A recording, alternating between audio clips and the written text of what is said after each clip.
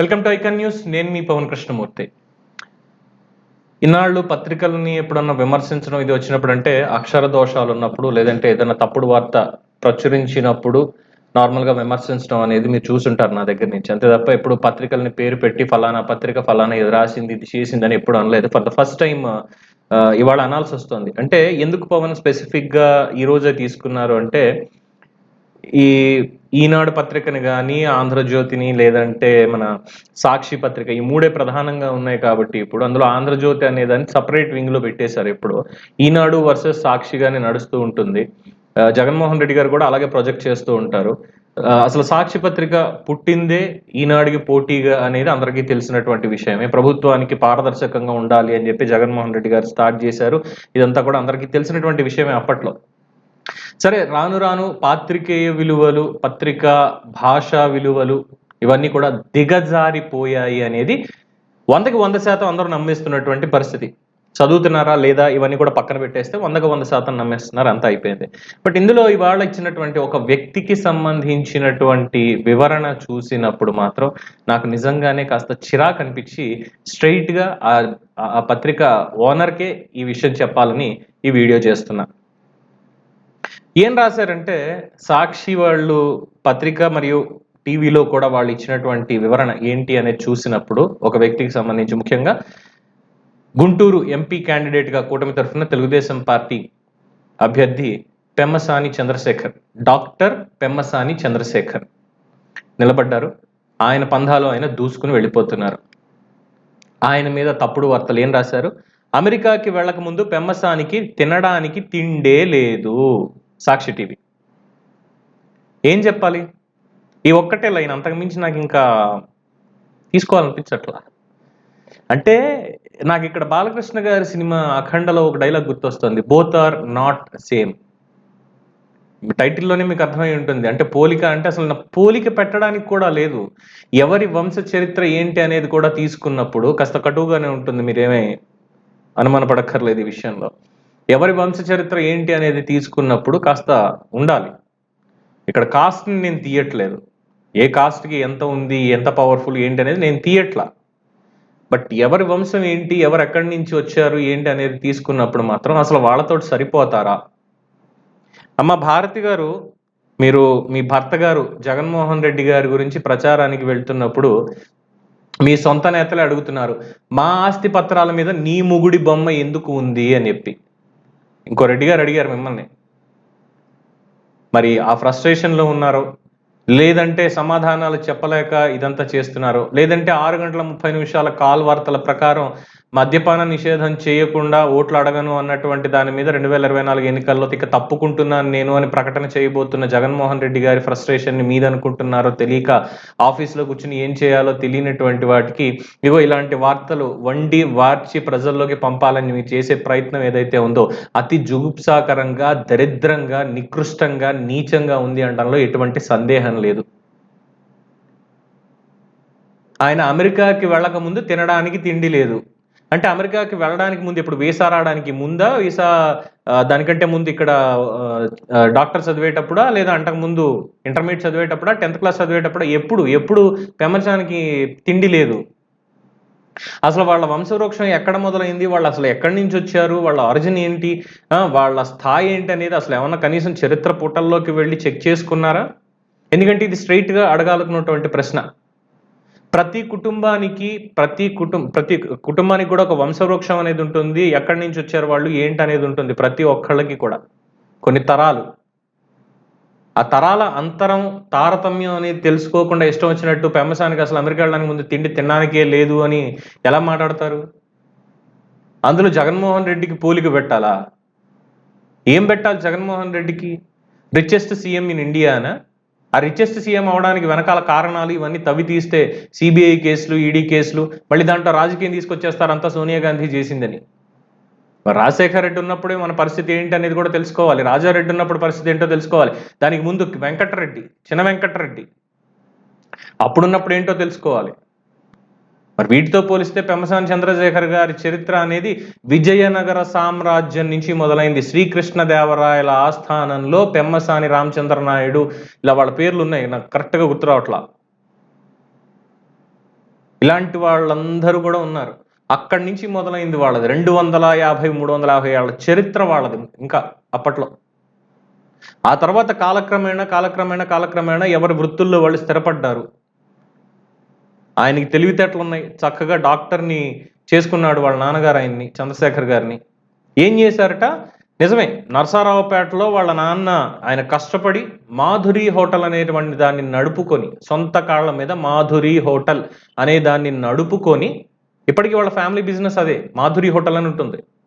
దాన్ని నడుపుకొని ఆయన్ని చదివించి ప్రయోజకుడిని చేస్తే తండ్రి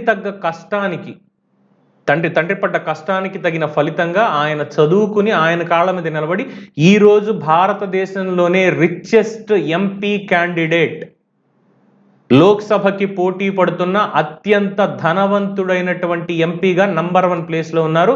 వెరస్ ఇక్కడ ఆయనకి ఒక్క పైసా కూడా బ్లాక్ అనేది లేదు, అంత ప్యూర్ వైట్. 5,900 కోట్ల చిల్లర ఏదైతే పెట్టారో ఆయన, 5,600 కోట్లు ఎంతో, అది ప్యూర్ వైట్. ఆయన వ్యాపారాలు, ఆయన డాక్టర్ వృత్తి, వీటన్నిటి మీద షేర్లలో పెట్టినటువంటి దాదాపు 101 కంపెనీల్లో పెట్టుబడులు అక్రాస్ ద వరల్డ్ ఉన్నాయి వాళ్ళకి, అక్రాస్ ద వరల్డ్. సో అదే తీసుకొచ్చి చూపించారు హ్యాపీగా. ఆయన మీద ఒక క్రిమినల్ కేసు లేదు, ఒక చీటింగ్ కేసు లేదు, ఒక పెట్టి కేసు లేదు. ఎక్కడ, భారతదేశంలోనే కాదు, ఈవెన్ ఇన్ అమెరికాలో కూడా ఏ దేశంలోనూ ఆయన మీద ఒక బ్లాక్ మార్క్ అనేది లేదు. ఆయన చెప్పినటువంటి థీసిస్ని, ఆయన ఇచ్చినటువంటి వాటిని యూనివర్సిటీస్లో వాడుతున్నారు. That is what mister Pemmasani Chandrasekhar. Bharathi గారు మీకే. మరి మనం ఎక్కడి నుంచి వచ్చాం ఏంటనేది చూసుకున్నప్పుడు, మరి రాజశేఖర్ రెడ్డి గారు ముఖ్యమంత్రి అవ్వకముందు ఆస్తి ఎంత ఉంది ఏంటనేది అఫిడవిట్లో ఒక్కసారి మనం తీసి చూద్దామా? తీసి చూస్తే తెలుస్తుంది. ₹1 కూడా ఆస్తి లేదు. బెంగళూరులోనేమో చిన్న చిన్న సబ్ కాంట్రాక్టులు చేసుకునేవాళ్ళు. ఎలక్షన్ చేయడానికి డబ్బులు లేవు. కనీసం డబ్బులు లేకపోతే పెన్నా ప్రతాప్ రెడ్డి 30 లక్షలు ఆయన పంపారు. రెండోది, ఇక్కడ ఉన్నటువంటి ఇంటిని అమ్మకానికి పెట్టారు ఆయన. 2004 ఎన్నికల్లో ఇంటిని అమ్మకానికి పెట్టారు. ఏం చెప్పాలి? ఇది మన చరిత్ర. వెంకటరెడ్డి గారి 2 భార్యల సంతతిలోంచి వచ్చిందే ఇప్పుడు ఉన్నటువంటి ఈ వైఎస్ ఫ్యామిలీ మొత్తం అంతా కూడా. అంటే నాకు తెలిసి ఒకే ఇంటి పేరుతో ఉన్నటువంటి వాళ్ళు ఉంటారు, కానీ కేవలం ఒక ఇంటి పేరుతో 729 మంది మాత్రమే ఉండడం, అసలు ఆ ఇంటి పేరు రెడ్డి సామాజిక వర్గంలో ఇంకెవరికి లేకపోవడం, వాళ్ళ మూలాలు ఏంటో తెలియకపోవడం అనేది రాయలసీమలో పెద్ద విడ్డూరం అని చెప్పి చాలా మంది వ్యాఖ్యానిస్తూ ఉంటారు. నేను అంత డీప్గా వెళ్ళదలుచుకోలేదు దాంట్లోకి. మీ వంశచరిత్ర ఏంటనేది మీరే ప్రజలకు కాస్త ఎక్స్ప్లెయిన్ చేయాలి. ఎందుకంటే రఘురామకృష్ణరాజు గారు మొట్టమొదటిసారిగా బయట పెట్టారు, పెద్ద వయస్సు కుటుంబం అంటే ఏంటి, చిన్న వయస్సు కుటుంబం అంటే ఏంటి. మీరు లక్కీగా పెద్ద వయస్సు కుటుంబంలోంచి చిన్న వయస్సు కుటుంబంలోకి వచ్చారు. అంటే వెంకటరెడ్డి గారి 2వ భార్య సంతతిలో వచ్చినటువంటి రాజశేఖర్ రెడ్డి గారి కుమారుడైనటువంటి జగన్మోహన్ రెడ్డి గారిని చేసుకొని పెద్ద సంతానం పరంపరలో మీరున్నారు, అది మీకు తెలిసిందే. ఇక్కడ మరి పెమ్మసాని గారికి అలాంటి పెద్ద చిన్న అనేది లేదే, ఒకటే వంశవృక్షం వస్తూనే ఉందే, లెజిటిమేట్గానే ఉన్నారే. మనకు ఆస్తులన్నీ ఎక్కడి నుంచి వచ్చాయి? బైరైటేస్ గనులు ఎక్కడి నుంచి వచ్చాయి? బ్రిటిష్ వాళ్ళకి పంది మాంసం సప్లై, ఇవన్నీ ఎక్కడి నుంచి వచ్చాయి? మరి ఇవేం చేయలేదు కదా వాళ్ళు, ఇలాంటివేం చేయలేదు కదా. హత్యా రాజకీయాలు అప్పుడు పెమ్మసాని కుటుంబం ఏం లేదే. ఆయన పెమ్మసాని ట్రస్ట్ ఒకటి పెట్టుకొని హ్యాపీగా ఇక్కడ వాళ్ళ సోదరులు, వాళ్ళ బంధువులు హోటల్ నడుపుకుంటున్నారు, వ్యవసాయం చేసుకుంటున్నారు, వ్యాపారాలు చేసుకుంటున్నారు లెజిటిమేట్గా. ఏ ఒక్క వ్యాపారంలోనూ వాళ్ళకి బ్లాక్ మార్క్ లేదు. ఇప్పటివరకు ఈడీ కానీ, ఫెమా కానీ, లేదంటే ఆర్బీఐ కానీ, లేదంటే ఇన్కమ్ ట్యాక్స్ వాళ్ళు కానీ, సిబిఐ వాళ్ళు కానీ వాళ్ళ ఇంటి గడప తొక్కినటువంటి పాపాను పోలేదు ఈ రోజు దాకా. ఇదే కాదు, ఇంకో మీకు తెలియనటువంటి విషయం, ఇది చాలా గట్టిగా గుర్తుపెట్టుకోవాల్సినటువంటి విషయం ఏంటంటే, చంద్రశేఖర్ గారు, డాక్టర్ పెమ్మసాని చంద్రశేఖర్ గారి గురించి ఇంటర్పోల్ కూడా ఒక లుక్ వేసి ఉంచింది. దేనికి అని అనుకుంటారేమో, సాధారణంగా ఇంటర్పోల్ వాళ్ళు ఎవరన్నా పారిపోతే నిందితులు వాళ్ళు వీళ్ళు అని చెప్పి చూస్తారేమో, దాని గురించి కాదు. ఒక డాక్టర్ యుఎస్లో ఇంత పలుకుబడి, ఇంత స్టేచర్ ఉండి, అన్ని యూనివర్సిటీ అక్రాస్ యుఎస్లో మెడికల్ యూనివర్సిటీలు అన్నింటిలోనూ కూడా ట్రైనర్గా ఉన్నటువంటి వ్యక్తి ఈరోజు వెళ్ళి ఇక్కడ భారతదేశంలో ఒక ఎంపీగా కంటెస్ట్ చేస్తున్నాడు. ఏంటి అసలు ఈ మనిషి దేని గురించి వెళ్తున్నాడు ఏంటి అనేది ప్రతి ఒక్కటి కూడా రికార్డెడ్.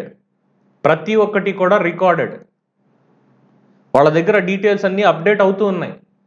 యుఎస్ ఎంబసీ కూడా ప్రత్యేకంగా ఈ కేసును తీసుకుని చూస్తున్న ఆయన్ని. ఏంటి ఈ మనిషి ఏం చేద్దాం అనుకుంటున్నాడు, ఇక్కడికి వెళ్ళి సేవా కార్యక్రమాలు ఇవన్నీ చేస్తూ వచ్చాడు, ఇప్పటి వరకు బాగానే ఉంది, ఇప్పుడు ఎలక్షన్స్ అంటున్నాడు, ఏంటి ఇక్కడ అదేదో ఇక్కడ యుఎస్లోనే సిటిజన్షిప్ కూడా వచ్చేసింది కదా, గ్రీన్ కార్డ్ ఉంది, ఇక్కడే చేసుకోవచ్చు కదా అన్నటువంటి వ్యాఖ్యలు కూడా వినిపిస్తున్నాయి. మరి మన సంగతి ఏంటి? అదే జగన్మోహన్ రెడ్డి గారి గురించి రాజశేఖర రెడ్డి గారు ఎప్పుడో చెప్పారు, ఆ కొడుకు యుఎస్ వెళ్ళాడు, పాపం ఈ ఇంటిని బాగా బెంగ పెట్టుకున్నట్టున్నాడు, హోమ్ సిక్నెస్ వల్ల తిరిగి వచ్చేసాడు, 4 రోజుల్లోనే ఉండలేకపోయాడు అని. మరి ఉండలేకపోయాడా జగన్మోహన్ రెడ్డి గారు, లేదంటే వాళ్లే ఈయన పద్ధతి నచ్చక పంపించేశారు? ఎందుకంటే ఆంధ్రప్రదేశ్ ప్రభుత్వం వారు ఒక పుస్తకాన్ని రిలీజ్ చేశారు 94 ఆ దశకంలో. అప్పుడు రిలీజ్ చేసిన దాంట్లో పులివెందుల్లో ఎలా ఉంటుంది ఏంటి అంటే, ఒక పోలీస్ స్టేషన్లో జగన్మోహన్ రెడ్డికి సంబంధించిన స్నేహితులను ఎవరినో పెట్టారు అంటే తుపాకులు వేసుకెళ్లి పోలీస్ స్టేషన్లో నానా రభస చేశాడు జగన్మోహన్ రెడ్డి, ఇన్స్పెక్టర్ను కుట్టాడు అన్నటువంటి వార్త కూడా దాంట్లో రాశారు. కడప పాలెగాళ్ళు అని చెప్పి పుస్తకం, ఒకసారి తీసి చదువుకోండి. ఇంగ్లీష్ రాకపోతే తెలుగు వస్తే చదువుకోండి, పూర్తిగా చదివించుకోండి, ఎందుకంటే సాక్షిలో తెలుగు పండితులు చాలా మంది ఉన్నారు కాబట్టి. సో అది మనకున్నటువంటిది. ఇక రెండోది, వైఎస్ రాజశేఖర రెడ్డి గారి మీద ఆంధ్రప్రదేశ్లో లేదు ఇక్కడ మనకున్నటువంటి కేసులు ఏంటి, వాటి వివరాలు తీసుకుందాం. జగన్మోహన్ రెడ్డి గారి మీద ఉన్నటువంటి కేసుల వివరాలు ఏంటి అనేది ఇక్కడ చూడొచ్చు, అన్నీ తెలిసినవే. మరి రాజశేఖర రెడ్డి గారి పేరు FBI రిపోర్ట్లో ఎందుకు కనబడింది, కేవీపీ రామచంద్రరావు గారు అందులో ఎందుకున్నారు, ఏం చేయబట్టి వాళ్ళ పేర్లు అందులోకి వెళ్ళాయి, అలాగే రసాల్ ఖైమా అనే దాంతో చేసినటువంటి ఒప్పందం, దాంట్లో ఉన్నటువంటి లొసుగులతోటి ఏ బొక్కలు పడ్డాయనేది అందరికీ తెలిసిందే. ఎందుకమ్మా నానుడితో చెప్పించుకుంటారు మళ్ళీ? అమ్మ భారతి గారు మీకేనమ్మా చెప్పేది ఇది, మీ టీవీల్లో చెప్తున్నారు కదా చంద్రశేఖర్ పెమ్మసాని గురించి, దానికి చెప్పాల్సి వస్తుంది ఇవన్నీ కూడా. తర్వాత సో ఇప్పుడున్నటువంటి ఆస్తి అంతా ఎక్కడి నుంచి వచ్చింది, ఏ వ్యాపారాలు చేస్తే వచ్చింది, ఇవన్నీ కూడా మీరు ఏమైనా లెక్కలు ప్రాపర్గా చెప్పగలుగుతారా? మొత్తం 8 ప్యాలెస్లు ఏవో ఉన్నాయి, అదే ఇళ్ళు ఉన్నాయి అని చెప్పి తిరువూరు ఎమ్మెల్యే అభ్యర్థిగా ఉన్నటువంటి కొలిక్పూడి శ్రీనివాసరావు గారు చాలా విషయాలు చెప్పారు. పులివెందుల్లో ఉంది, కడపలో ఉంది, చెన్నైలో ఉంది, బెంగళూరులో ఉంది, తాడేపల్లిలో ఒకటి ఉంది, ఇప్పుడు విశాఖలో ఒకటి, ముంబైలో ఒకటి ఉంది, కలకత్తాలో ఒకటి ఉంది. ఎక్కడి నుంచి వచ్చాయి ఇవన్నీ, ఏ వ్యాపారాలు చేస్తే వచ్చాయి? సండూర్ పవర్ ఎప్పటి నుంచి పనిచేస్తుంది, మరి దాంట్లో ఉన్నటువంటి లొసుగులు ఏంటి? క్విడ్ ప్రోకోలో ఉన్నటువంటి ఆధారాలు, ఎన్ని ఆస్తులు అటాచ్ చేశారు, ఇవన్నీ కూడా మనకంతా అటాచ్మెంట్ లిస్టు 37 పేజీలో 40 పేజీలు 47 పేజీలు అఫిడవిట్ దాఖలు చేశారు కదా రిటర్నింగ్ ఆఫీసర్కి. మరి చంద్రశేఖర్ పెమ్మసాని కూడా దాఖలు చేశారు అదే రీతిలో, కానీ అందులో ఆయన మీద ఒక్క కేసు ఉన్నట్టుగా కూడా ఎక్కడా లేదు. మనవన్నీ ముందు కేసులే ఉన్నాయి, వెనక్కి తిరిగి చూసుకుంటే ఇన్ని కేసులు ఉన్నాయి. ప్రజల సొమ్ముని నేను రూపాయి జీతమే తీసుకుంటున్నాను అంటే ఇంటికి 5 కోట్ల రోడ్డు, ప్రతి చోట ఎక్కడ పడితే అక్కడ సీసీ కెమెరాలు పెట్టించుకోవడం, పక్కన వాళ్ళని ఖాళీ చేయించడం, పరదాలు కట్టుకుని వెళ్ళడం, ప్రచారం చేసుకోవడం, ఫోటోలు ముద్రించుకోవడం, ఇది మన చరిత్ర, అవినీతి చరిత్ర. కాకపోతే ప్రజల్లోకి అబద్ధాలు ప్రచారం చేయడంతో కాస్త గట్టెక్కిపోయారు లాస్ట్ టైం, అంతే తప్ప ఇంకొకటి కానే కాదు. మీకు కాస్త బాధగానే ఉంటుంది నిజాలు చెప్తూ ఉంటే, డైరెక్ట్గా చెప్పాల్సి వస్తుంది. ఎందుకంటే ఇటువంటి రాతలు రాశారు కాబట్టి ఇలాంటి మాటలు మాట్లాడాల్సి వస్తుంది, నేను డైరెక్ట్గానే చెప్తున్నా. తర్వాత ఇంకా కొన్ని పాయింట్స్ ఉన్నాయి. ఏంటి అంటే, పెమ్మసాని డబ్బులు లేనాడు అప్పట్లో, ఇప్పుడంతా కూడా బాగా ఖర్చు పెడుతున్నాడు, ఆయన డబ్బులు ఆయన ఖర్చు పెట్టుకుంటున్నాడు. లేదు మీకు ఇవ్వలేదని ఏమైనా బాధ, మీకు ఇవ్వలేదని ఏమైనా బాధ చెప్పండి. అదేదో ఆయన డబ్బులు ఆయన ఖర్చు పెట్టుకుంటున్నాడు, ఏదో చేసుకుంటాడు, ఆయన ప్రతి పైసాకి లెక్క గవర్నమెంట్ ఆఫ్ ఇండియాకి ఇన్కమ్ ట్యాక్స్కి చెప్పుకుంటాడు, నా ఇష్టం ఖర్చు పెడతాను ఏంటి అని, ప్రతి దానికి ట్యాక్స్ కడుతున్నాడు ఆయన. మరి మనం చేసేది ఏంటి? మన ప్రచారాలన్నీ కూడా ప్రభుత్వ సొమ్ముతో అంటే ప్రజల సొమ్ముతో చేసినవే కదా. మనం పేపర్లను తిట్టేది కానీ, మనుషులను తిట్టేది కానీ, సొంత జోబులోంచి ఒక్క పైసా తీసి ఖర్చు పెట్టింది ఏం లేదు కదా. పైపెచ్చి మన సాక్షిలో ఉన్నటువంటి విలేకరులని, ఎంప్లాయీని తీసుకెళ్లి ప్రభుత్వంలో ఎంప్లాయీస్ కింద పెట్టేశారు కదా, INPRలోను ఇంకో దాంట్లోను. లాయర్లకి ఎంతమంది లాయర్లు ఎన్ని కేసుల్లో ఇంప్లీడ్ అయ్యారు, ఏం చేశారు, వాళ్ళు ఒక్కొక్కరికి లాగిన్స్ ఇచ్చి ఒక్కొక్కరికి ఎంత అమౌంట్లు ఏంటి అనేది కూడా సెపరేట్ బడ్జెట్ పెట్టాలేమో అన్నటువంటి వెటకారపు వ్యాఖ్యలు కూడా వినిపించాయి కదా. సో మనంతా ప్రజల సొమ్ముతోటి మనం ప్రచారం చేసుకున్నాం, ఆయన సొమ్ముతో ఆయన ప్రచారం చేసుకుంటే మనకి ఎక్కడో నొప్పి. ఏమిటమ్మా ఇది? తర్వాత ఇక పెమ్మసాని బాబాయ్ గారి గురించి చెప్పుకోవాలి. పెమ్మసాని బాబాయ్ పోతురాజు గారు వాళ్ళ అబ్బాయి ఎలక్షన్ కోసం, నాన్న నువ్వు ఎండలో తిరిగితే ఎక్కడ ఇబ్బంది పడతావో నేనున్నాను కదా, నేను తిరుగుతానని పెమ్మసాని మొత్తం కాన్స్టిట్యున్సీ మీటింగ్లు వీటికి వెళ్తూ ఉంటే, మెయిన్ మీటింగ్లకు వెళ్తూ ఉంటే, ఈయన పోతురాజు గారు మాత్రం తగుదమ్మా అని సైకిల్ వేసుకొని తిరుగుతూ, మా వాడు వచ్చాడయ్యా ఇన్నాళ్ళు సేవా కార్యక్రమాలు, ఇప్పుడు మీకోసం కాన్స్టిట్యున్సీ కోసం అమరావతి రాజధాని కోసం ఏదో చేద్దాం అనుకుంటున్నాడు, మంచోడు మీకు తెలిసిందే కదా అని చెప్పి ప్రతి ఒక్కళ్ళకి కూడా పార్టీలకు అతీతంగా వెళ్ళి చెప్పుకుంటూ చాలా గర్వంగా మీసం మెలేస్తున్నాడు, నా బిడ్డ అని చెప్పి. కానీ ఇక్కడ మనకు చెప్పుకోవడానికి బాబాయ్ కూడా లేడు, నా బిడ్డ అని చెప్పుకోవడానికి బాబాయ్ లేడు. ఎందుకంటే బాబాయిని వేసేశారు. బాబాయిని వేసేసినటువంటి వార్త గుండెపోటు అని మన సాక్షి పేపర్లోనే సాక్షి విలేకరికే ముందు తెలిసింది. దానికి సమాధానం మరి ఏం చెప్తారమ్మా భారతి గారు? చెప్పడానికి ఉందా? అది బాబాయ్కి. Both are not same. తర్వాత ఎస్, పెమ్మసానికి తోడబుట్టిన తమ్ముడున్నారు. ఆయనకి ఆస్తిలో వాటా ఇచ్చారు. ఆస్తిలో వాటా ఇచ్చి, వ్యాపారాల్లో వాటా ఇచ్చి, ప్రతి దానికి చేదోడు వాదోడుగా పక్కనే ఉంటూ, నాన్న నేనున్నాను అంటూ పెద్ద దిక్కుగా చూసుకుంటే, అన్నయ్య నేనున్నాను కదా మీకు ఎందుకు అని చెప్పి ఆయన కూడా బాబాయ్ పోతురాజు గారితో కలిసి తిరుగుతున్నాడు. ఆస్తిలో వాటాలు ఇచ్చాడు ఆయన. మరి మనం ఏం చేసాం? ఇక్కడ ఇంకోటి కూడా చెప్పాలి. ఇది మాత్రమే కాకుండా అక్కడ ఉన్నటువంటి అభ్యర్థులు ఎవరైతే ఉన్నారో, ఈ పార్లమెంట్ సెగ్మెంట్లో, గుంటూరు పార్లమెంట్ సెగ్మెంట్లో ఉన్నటువంటి వాళ్ళు, మహిళా అభ్యర్థులు ఎవరైతే ఉన్నారో వాళ్ళందరూ నా సోదరీమణులు అని చెప్పి వాళ్ళ తరఫున కూడా పెమ్మసాని చంద్రశేఖర్ గారే ప్రచారాలు చేసుకుంటూ వెళ్తున్నారు. మరి మనకేంటి ఇక్కడ? ఎన్నికలు కూడా రాకముందే తల్లి అమెరికా వెళ్ళిపోయింది. అంటే మీ అత్తగారమ్మ విజయలక్ష్మి గారు అమెరికా వెళ్ళిపోయారు, ఎవరిని గెలిపించాలో తెలియక, ఎవరికి వంత పాడాలో తెలియక. మరి భయపడి వెళ్ళిపోయిందేమో అని చెప్పి షర్మిల గారు అంటున్నారు. ఎంతైనా సొంత చెల్లి కదా, ఆవిడ కూడా బయటకు వచ్చి, అన్న నాకు మోసం చేశాడు, హంతకుల్ని పక్కన పెట్టుకుని తిరుగుతున్నాడు, నా ఆస్తిలో వాటా ఇవ్వలేదు, 82 కోట్ల అప్పు తీసుకోవాల్సి వచ్చింది అన్నయ్య దగ్గర అని పాపం ఆవిడ పరిస్థితి ఆవిడది. Both are not same. Pemmasani తమ్ముడికి ఆస్తిలో వాటా పంచివ్వడం, పక్కనే పెట్టుకుని చూసుకుంటూ ఉండడం, ఒక కుటుంబంలా కలిసి ఉండడం, అన్నీ కలిసి చేసుకుంటూ ఉండడం, బోత్ ఆర్ నాట్ సేమ్. తల్లిని చెల్లిని గెంటేయడం అనేది. సో మర్చిపోయాను, జగన్మోహన్ రెడ్డి గారి రిమోట్ కంట్రోల్ మీ చేతుల్లో ఉందిట షర్మిల గారు మొన్నే చెప్పారు. మరి అక్కడ రిమోట్ కంట్రోల్ ఏమీ పెమ్మసాని గారి సతీమణి చేతిలోనే, ఎవరి చేతిలోనే లేదు. ఇంకా మాట్లాడితే ఆవిడ కూడా బయటకు వచ్చి చాలా చక్కటి ఉపన్యాసాలు ఇస్తున్నారు. నిజంగా ఇటీవల కాలంలో ఎంత వాగ్దాట్ అంటే వాళ్ళకి నిజంగా హ్యాట్స్ ఆఫ్. ఆ దంపతులకు చెప్పాలి. ముందు ఎన్నికలు అనేది పక్కన పెట్టేస్తే, వెళ్ళిన అంత దూరంలో ఉన్నా ఏం చేసినా కానీ మూలాలు మర్చిపోలేదు. చాలా స్పష్టంగా తెలుగులో మాట్లాడుతూ ఆవిడ పురాణాల మీద పట్టుతోటి ఎంత చక్కగా చెప్తున్నారంటే, రావణాసుడి వైపు ఎవరున్నారు? ఎవ్వరూ లేరు. మరి రాముడి వైపు ఎందుకు వచ్చారు? విభీషణుడు కూడా వచ్చేసాడే. సరే, ఇక్కడ విభీషణుడిని షర్మిలతో పోలుద్దాం. షర్మిల కూడా బయటకు వచ్చి పోరాటం చేస్తుంది అన్యాయం మీద. అంటే అన్యాయం ఎవరు? జగన్మోహన్ రెడ్డి అని చెప్పి చెప్తున్నారు. ఆ చెప్పినటువంటి దానికి గుంటూరు పార్లమెంట్ సెగ్మెంట్లో ఉన్న మహిళలు మొత్తం అందరూ కూడా ఏం చెప్పావు తల్లి నిజంగా అని చెప్పి పొగుడుతున్నారు. మరి మనకేంటండి కర్మ? మనకి పేపర్ ఉంది, టీవీ ఉంది, ఇన్నున్నాయి. మరి మనకేంటి కర్మ?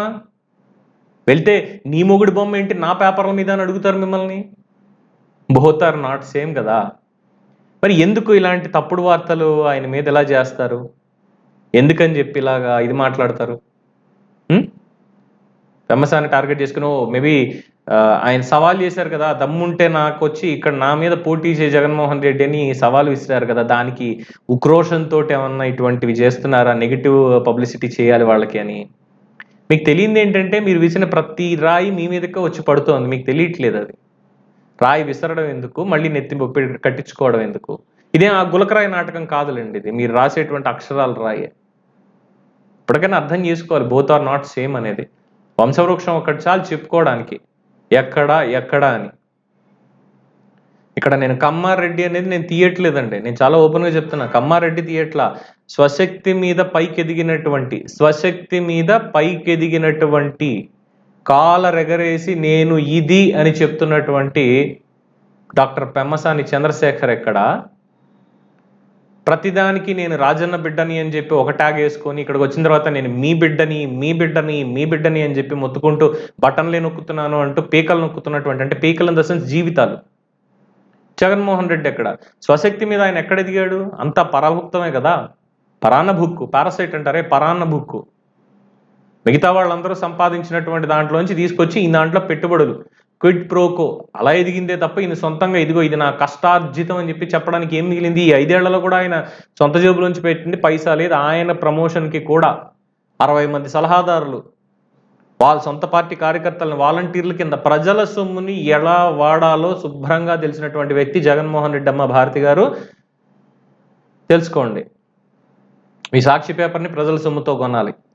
మీ సాక్షి టీవీకి అడ్వర్టైజ్మెంట్లు గవర్నమెంట్ ఇవ్వాలి. ప్రతి ఒక్కళ్ళు ఇదే చేయాలి. ఐఎన్పిఆర్లో మీకు మాత్రమే ముందు సర్క్యులేషన్లో మీదే నెంబర్ 1 ఉంది అని చూపించుకోవడానికి ఈ పనులన్నీ చేయాలి. అయినా చంద్రశేఖర్ పెమ్మసాని కంపెనీలు ఏవి బ్లాక్ లిస్ట్లో లేవు. ఆయన ఎప్పుడు బ్లాక్ లిస్ట్లో లేడు. మరి మన సాక్షి టీవీని, సాక్షి పేపర్ని కూడా రెండింటిని క్లోజ్ చేయాలి, పూర్తిగా క్లోజ్ చేయాలి అని ఇన్ఫర్మేషన్ బ్రాడ్కాస్టింగ్ మినిస్ట్రీ వాళ్ళు తాకీదులు ఇచ్చారు. మరి దాన్ని దొడ్డిదారిలో వెళ్ళి ఏం చేశారు అనేది తెలిసిందే, స్టే తెచ్చుకున్నది. మరి అలాంటి స్టేలు తెచ్చుకోవడం చంద్రశేఖర్ పెమ్మసానికి ఏం తెలియదు, ఎందుకంటే ఆయన మీద ఏం లేవు కాబట్టి. అంతే. So both are not same. ఇక నుంచి అయినా సరే కాస్త రాసేటప్పుడు ఎవరి గురించి రాస్తున్నాము, ఎవరి మీద రాస్తున్నాము, ఏం మాట్లాడిస్తున్నాము అనేది తెలుసుకుంటే ఒక మహిళామణిగా మిమ్మల్ని గుర్తించడం జరుగుతుంది సమాజం అనేది. లేదు అంటే అగో ఆ దిక్కుమాల పేపరు, దిక్కుమాల ఛానల్కి సంబంధించి మీరు ఇలా చేస్తున్నారు, ఇలాగే మీ పంధా ఉంటుంది అనేది ప్రజలందరికీ తెలియజెప్పడంలో నాలాంటి అతి సామాన్యులు కూడా ముందుంటారమ్మా భారతి గారు. దయచేసి తెలుసుకోండి. ప్రజలారా, మీ అభిప్రాయాన్ని కూడా మరి ఆవిడకి తెలియచేయండి. ఇలాంటి రాతలు రాస్తున్నందుకు పెమ్మసాని వారు అంటే ఏంటి అనేది కూడా కాస్త ఆవిడకి చెప్పండి. ఎడుగూరి సంధింటి అనేటువంటి ఇంటి పేరు ఎక్కడి నుంచి వచ్చింది అనేది మీకు తెలిసినటువంటి విషయాలు కూడా ఆవిడకి తెలియజేయండి. తెలియకపోతే దయచేసి మీ అభిప్రాయాలన్నింటినీ కామెంట్స్ రూపంలో తెలియజేసి వారికి కనువిప్పు తీసుకొస్తారని కోరుకుంటూ సెలవు తీసుకుంటున్నాను. నేను మీ Pawan Krishnamurthy with Icon news.